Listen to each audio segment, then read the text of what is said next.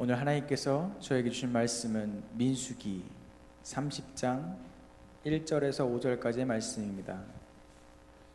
오늘 우리에게 주신 말씀은 민수기 30장 1절에서부터 5절까지의 말씀입니다. 봉독하겠습니다. 모세가 이스라엘 자손 지파의 수령들에게 말하여 이르되 여호와의 명령이 이러하니라.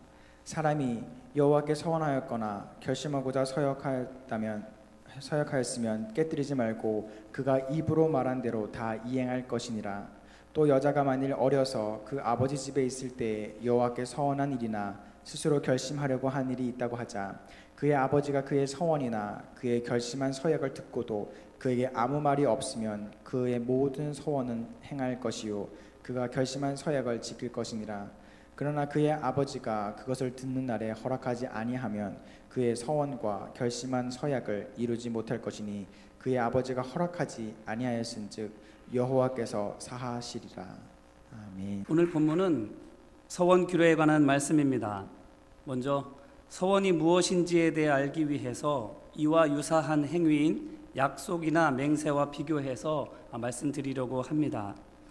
일반적으로 약속은 무엇인가를 하겠다거나 하지 않겠다는 것을 말로 다짐하는 것이고, 맹세는 이보다 조금 더 적극적인 것으로서 무엇을 하겠다거나 하지 않겠다는 것을 그와 동일한 가치가 있는 것으로 인정되는 담보나 증표를 걸면서 다짐하는 것입니다.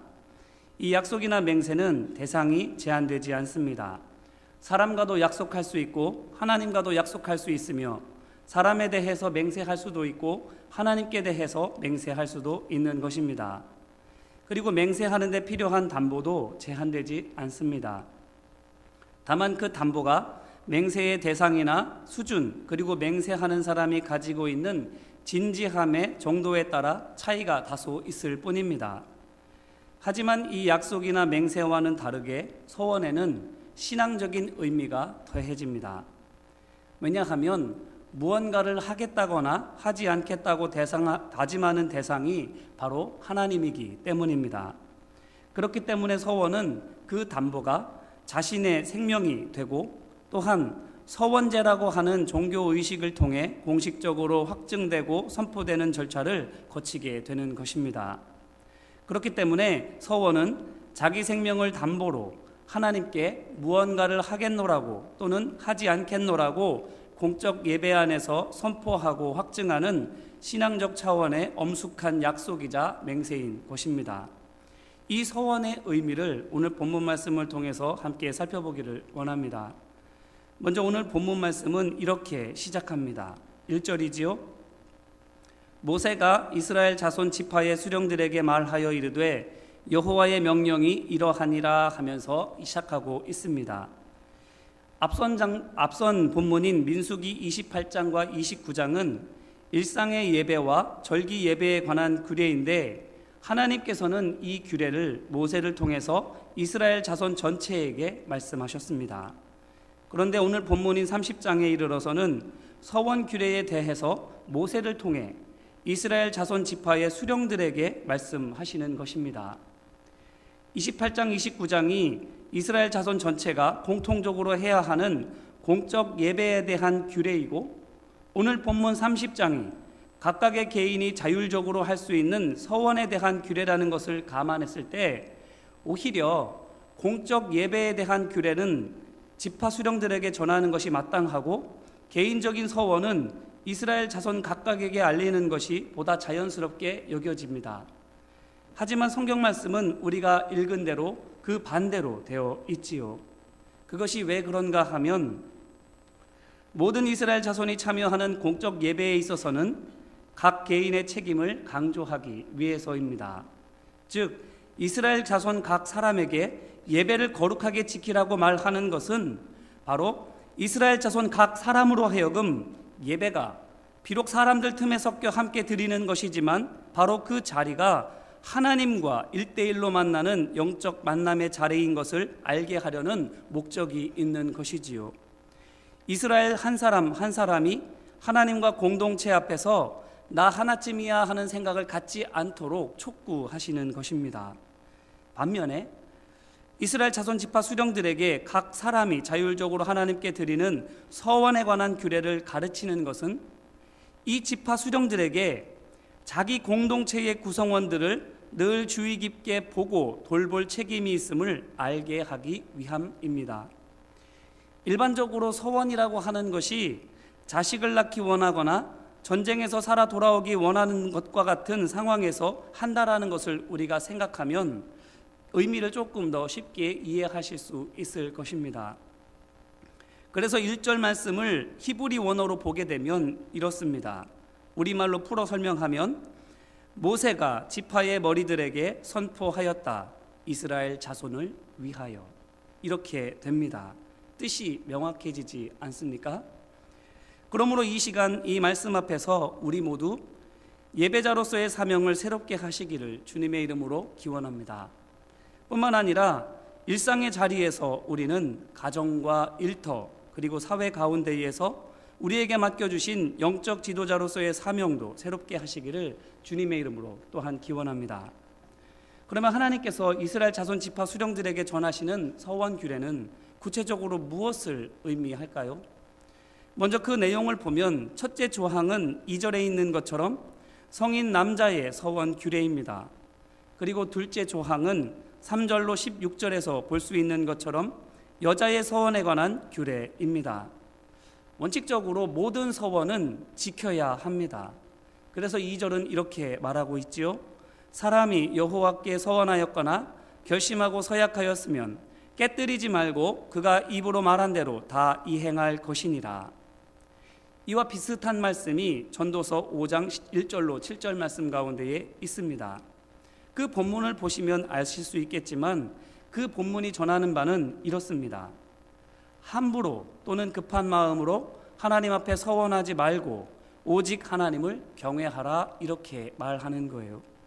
이 말은 조금 더 풀어 말하자면 하나님을 경외하지 않으면 우매하고 어리석게 되어 말과 생각이 깊지 못하게 되고 환경과 감정에 휘둘리게 되어 하나님 앞에서 경솔한 실수를 저지르게 된다라고 말하는 것입니다. 이 말을 뒤집어보고 간단하게 정리하면 결국 이런 말입니다. 여호와를 경외함이 지혜의 근본이니라 하는 말씀입니다. 그러므로 서원은 하나님께 대한 결단이기 때문에 반드시 지켜야 되지만 서원하기에 앞서 우리가 먼저 헤아려 할 것이 있는데 그것이 바로 그 서원이 하나님을 경외함으로 내리는 결단인가 하는 것입니다. 다시 말해서 내가 환경 때문에 다급한 마음이 생겨서 서원하려는 것인지 또는 남의 눈을 의식해서 서원하려는 것인지 아니면 하나님의 뜻과 계획을 발견하고 그것을 온전히 이루기 위해 성령의 인도하심에 힘입어 서원하려고 하는 것인지를 살펴보아야 하는 것입니다. 섣부른 만용으로 서원했다가 낭패본 사람의 예가 성경에 기록되어져 있습니다. 사사기 11장 29절로 40절 말씀을 보게 되면 사사 입다가 암몬 족속과의 전쟁을 위해서 출전할 때에 이렇게 말하지요.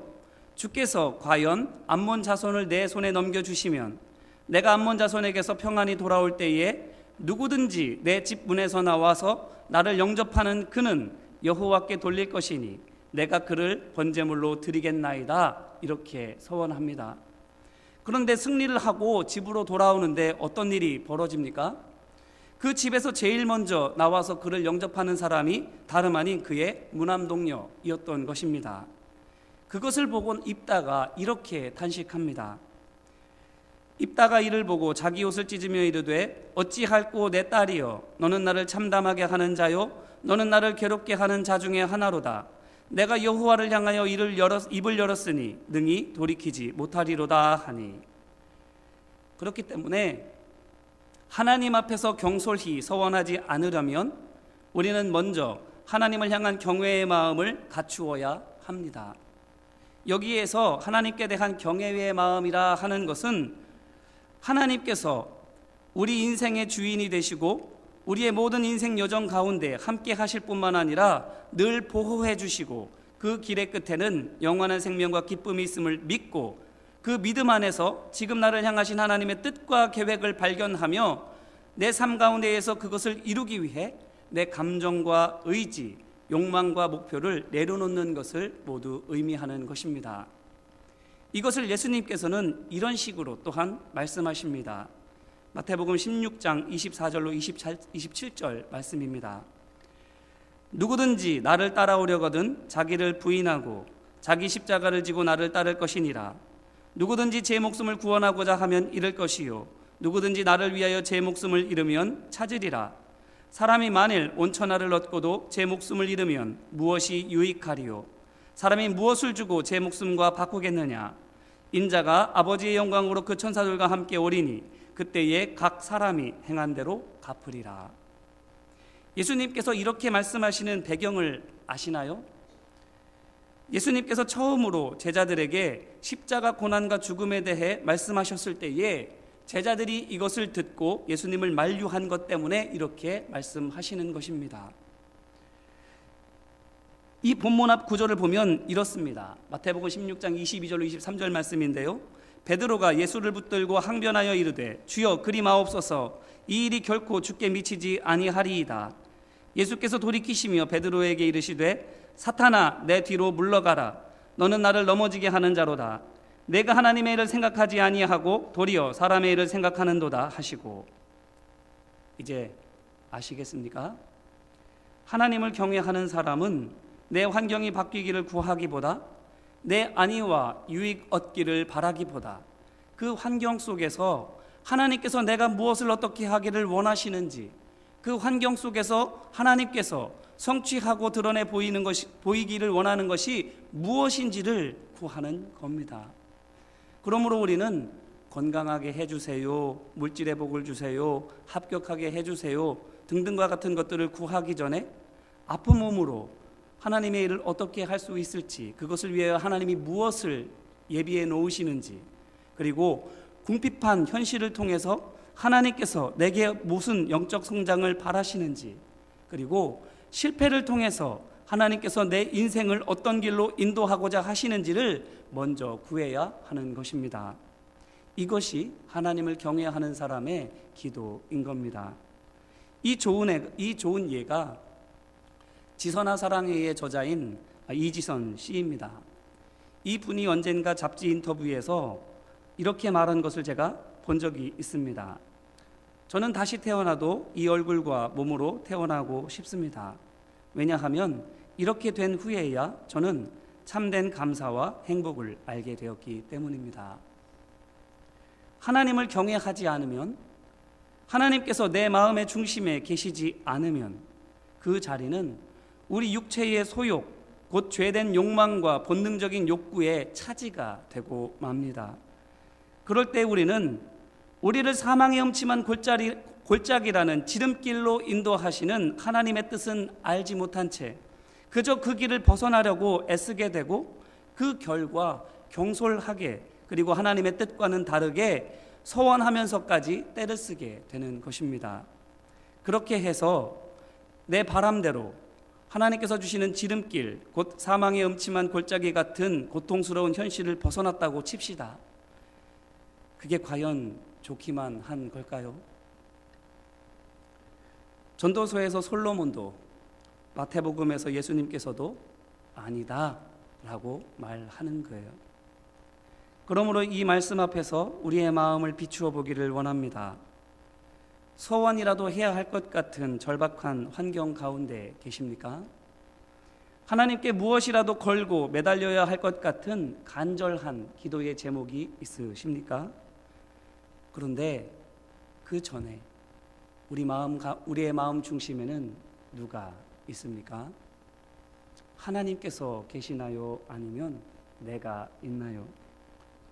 이 시간 바라기는 하나님께서 우리 마음의 중심에 모셔드림으로 말미암아 하나님의 뜻이 우리 삶 가운데에 열매 맺히는 은혜를 누리는 우리 모두가 되기를 주님의 이름으로 기원합니다. 이어서 여자의 서원에 대해서는 앞선 성인 남자의 서원 규례와는 달리 보호자, 곧 미혼일 때에는 아버지의, 그리고 기혼일 때에는 남편의 재가가 이행의 전제 조건이 되는 것을 볼 수 있습니다. 여자가 스스로 서원했다 하더라도 남자처럼 무조건 이행할 수 있는 것이 아니라 아버지나 남편의 허락 하에서만 이해할 수 있다라는 것입니다. 물론 이것은 당시의 사회상을 반영하는 것이기 때문에 오늘 우리의 현실에 그대로 적용하는 데에는 다소 무리가 있습니다. 하지만 적어도 이 규례의 의도와 정신만큼은 오늘 우리 현실 가운데에도 여전히 유효한 줄로 믿습니다. 그러면 그 규례의 의도와 정신이 무엇일까요? 간단하게 말씀을 드리면 바로 선택과 공유입니다. 여기에서 선택이라고 하는 것은 가정 내에서 절대적인 의뢰관계인 딸이나 아내에게 자신이 바라는 바를 선택할 여지를 준다라는 의미입니다. 또한 이 선택을 위해서 아버지나 남편이 협력해야 한다는 것을 의미합니다.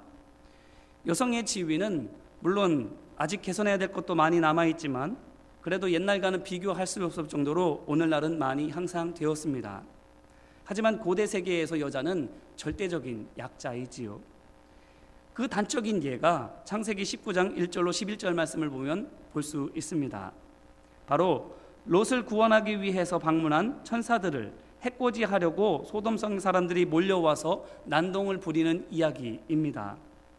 이 이야기를 보면 롯이 그들을 달래는 장면이 나오는데 롯이 그 사람들을 향해서 이렇게 제안합니다. 내게 남자를 가까이 하지 아니한 두 딸이 있노라. 청하건대 내가 그들을 너희에게로 이끌어내리니 너희 눈에 좋을 대로 그들에게 행하고 이 사람들은 내 집에 들어왔은즉 이 사람들에게는 아무 일도 저지르지 말라. 이렇게 이야기를 하는 거예요. 오늘날의 아버지들 같으면 감히 상상이라도 할 수 있는 말입니까? 그런데 자기 딸들을 발정난 이 사람들에게 주겠다고 하는 것이 그 당시에 당연한 모습인 거예요. 이것은 곧 딸은 자기 의사를 표현하거나 그에 따라서 자율적으로 행동할 어떠한 권리도 없음을 보여주는 예가 됩니다. 하라 하면 해야 되고 하지 말라면 할 수 없는 것이 그애들의 형편과 처지인 것입니다. 그런데 이스라엘의 서원 규례 중에서 여자의 서원에 관한 조항은 비록 제한적이기는 하지만 선택의 여지를 주고 있습니다. 아버지나 남편이 허락하기만 하면 딸이나 아내가 바라는 것을 하도록 용인해 주는 것입니다. 더 나아가선 아버지나 남편이 허락만 하고 뒷짐지고 가만히 있는 것이 아니라 자신의 지위와 권위로 딸이나 아내가 하는 일을 도와주는 것입니다. 이 말씀에 또한 우리 자신을 비추어 볼 수 있기를 바랍니다. 우리 가정은, 우리 교회는, 그리고 우리가 속한 공동체는 나보다 연약한 사람들에게 좋은 환경을 제공하고 있습니까? 그리고 그것을 위해서 우리는 희생하고 섬기고 있습니까? 예수님께서도 어린이를 제자들 앞에 세우시면서 이렇게 말씀하셨습니다. 누구든지 내 이름으로 이런 어린아이 하나를 영접하면 곧 나를 영접함이니 누구든지 나를 믿는 이 작은 자 중 하나를 실족하게 하면 차라리 연자맷돌이 그 목에 매달려 깊은 바다에 빠뜨려지는 것이 나으니라. 그러므로 우리 안에 있는 작은 자를 찾고 그들을 사랑으로 배려하고 섬길 수 있는 우리 모두가 되기를 주님의 이름으로 또한 기원합니다. 두 번째로 선택과 공유 가운데에서 공유는 아버지나 남편은 딸이나 아내의 꿈과 비전을 함께 나누어야 한다라는 것을 의미합니다. 즉 아버지나 남편이 딸이나 아내가 서원한 것을 허락해서 돕거나 아니면 그것을 거절하고 다른 길로 인도하려고 하면 어떻게 해야 되겠습니까? 먼저 그들이 처한 상황과 그들의 생각을 잘 알고 있어야 되는 것이지요. 어떻게 그것을 알 수 있을까요? 묻고 경청해야 하는 것이지요. 그들이 어떠한 처지인지, 그들의 생각은 어떠한지, 또한 어떻게 느끼고 어떻게 하기를 원하는지 묻고 대화해야만 알 수 있는 겁니다. 그러면 왜 이렇게까지 해 주어야 하는 걸까요? 그것은 아버지나 남편은 자기 가족을 믿음과 사랑 안에서 하나 되게 할 책임이 있기 때문입니다. 가정에서 특별히 남편과 아내의 관계나 부모와 자식의 관계에서 생기는 문제는 주로 이것을 잘 하지 못할 때 일어나곤 합니다. 가족끼리 비전이 공유되지 않기 때문인 것이지요. 이것에 관한 좋은 예가 또 성경 말씀 가운데에 있습니다. 사무엘상 1장 1절로부터 18절 말씀입니다. 이 말씀은 사무엘의 출생의 배경에 관한 이야기입니다. 거기를 보면 어머니 한나와 아버지 엘가나의 갈등이 잘 나타나 있습니다. 4절로 8절 말씀을 읽어드리면 이렇습니다. 한번 잘 들어보세요. 엘가나가 제사를 드리는 날에는 제물의 분깃을 그의 아내 브닌나와 그의 모든 자녀에게 주고 한나에게는 갑절을 주니 이는 그를 사랑함이라. 그러나 여호와께서 그에게 임신하지 못하게 하시니 여호와께서 그에게 임신하지 못하게 하심으로 그의 적수인 브닌나가 그를 심히 격분하게 하여 괴롭게 하더라. 매년 한나가 여호와의 집에 올라갈 때마다 남편이 그같이 하매 브닌나가 그를 격분시키므로 그가 울고 먹지 아니하니 그의 남편 엘가나가 그에게 이르되 한나여 어찌하여 울며 어찌하여 먹지 아니하며 어찌하여 그대의 마음이 슬프냐 내가 그대에게 10 아들보다 낫지 아니하냐 하니라.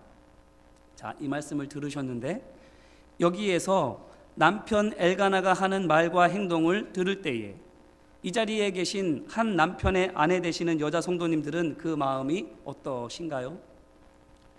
좀 답답하지 않으십니까? 물론 한나를 향한 엘가나의 마음이 그것 자체는 문제가 되지 않지만 그럼에도 불구하고 어딘가 부족하다라는 것들을 느끼게 됩니다. 그게 무엇일까요? 한나의 말을 경청하고 그 상한 마음을 위로하기보다는 돈이나 말로 문제를 해결하려고 드는 것입니다. 남자가 보통 그래요. 죄송스럽게도 저도 크게 다르지는 않는 것 같습니다. 하지만 문제는 이것이 아버지나 남편이 한 가정의 지도자된 역할을 하지 못하게 만드는 데에 있어요. 형편과 마음을 헤아리는 대신 다른 방법으로 쉽게 무마하려고 드는 것입니다. 그렇게 하다 보니 소통이 되지 않고 소통이 되지 않으니 비전을 함께 공유할 수 없고 비전이 저마다 각각이니 하나가 되지 못하는 겁니다. 우리가 잘 아는 찬양 가운데에 기대라고 하는 찬양이 있습니다. 그 가사의 일부가 이렇습니다. 주 안에 우린 하나 모습은 달라도 예수님 한 분만 바라네. 우리 가정이 우리 교회가 또한 우리가 속한 공동체가 그 모습과 배경은 다르더라도 주님 안에서 십자가 믿음으로 하나 되기를 소망합니다. 그런데 이 하나됨을 위해서 누가 힘써야 하겠습니까? 우리 한 사람 한 사람이 힘써야 되는 겁니다. 또한 이 하나됨을 위해 어떻게 우리는 해야 하겠습니까? 귀 기울여 듣고 눈여겨 보아야 하는 겁니다. 이와 같이 형편과 생각을 헤아리고 사랑으로 함께 대화하며 하나님께서 주시는 비전으로 하나 되어야 하는 겁니다. 이제 우리 모두 옆에 있는 분들과 함께 손을 잡아보기를 원합니다. 한 분도 빠짐없이 한번 손을 한번 잡아볼까요?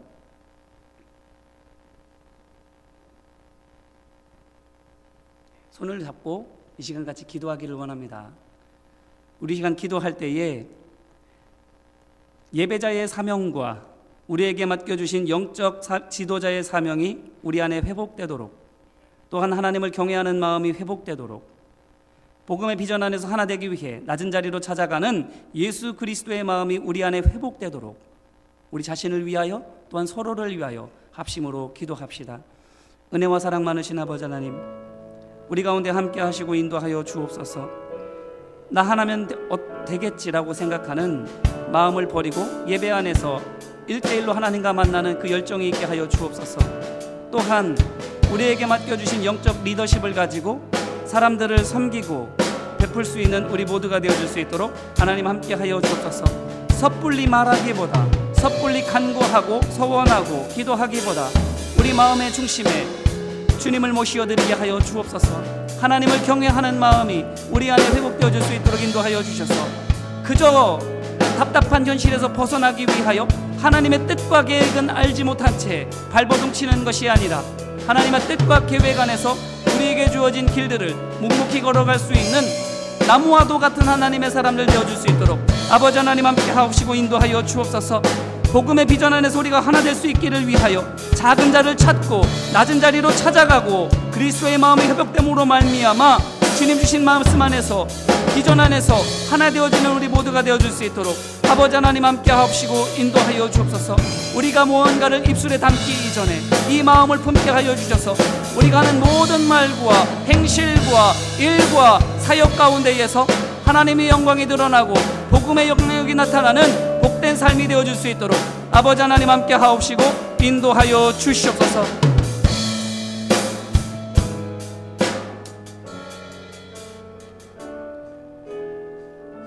은혜와 사랑 많으신 아버지 하나님, 오늘 우리 마음을 하나님께 확정하게 하여 주시고 성령의 인도에 순종하여 매 순간순간마다 믿음의 길로 걸어가게 인도하여 주옵소서.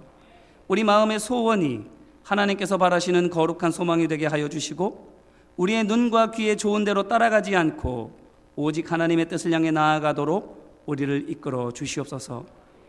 아울러 우리 가정과 공동체를 돌아보게 되기를 원합니다.